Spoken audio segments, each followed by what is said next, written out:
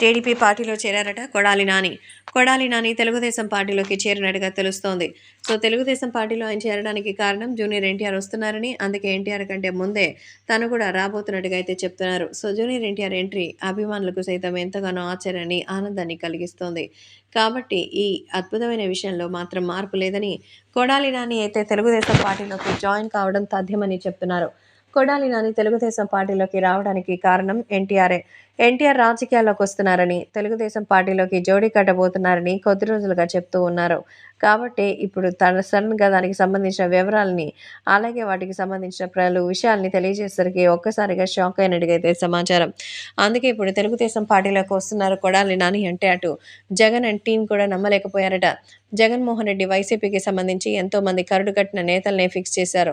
So, వాళ్ళకి సంబంధించిన ప్లాట్‌ఫార్మ్స్‌లో అది ఎలా ఉండాలనిపిస్తుందో అలాగే ఉంటుంది. అంతేగాని ఏదైనా మనం పెట్టుకునే దాన్ని బట్టే మరికొన్ని మన్నికగా ఉంటాయనే సంగతి తెలిసిందే. కాబట్టి రాష్ట్ర వ్యాప్తంగా ఈ విషయాలు కూడా ఎంతో వైరల్ అవుతోంది.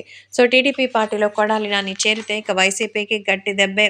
మరి కొడాలి నానియే కాదు, ఇంకా పార్టీలో బలమైనటువంటి నేతలు అన్ని రకాలైనటువంటి సమయంలో అలా వదిలి వెడతారని అయితే తెలుస్తోంది. అందుకే ఇప్పుడు కొడాలి నానిని వదిలి వెళ్ళడానికి కారణం ఖచ్చితంగా వైసీపీకి సంబంధించినటువంటి ఒక ఇబ్బందికర పరిణామమే అని చెప్పొచ్చు. కాబట్టే ఇప్పుడు అందరూ కూడా దీని గురించి తెలుసుకొని ఎంతో స్ట్రాంగ్‌గా తయారవుతున్నారు. కాబట్టి ఇప్పుడు సోషల్ మీడియాలో సైతం ఈ విషయం ఎంతో సెన్సేషన్‌గా మారుతోంది.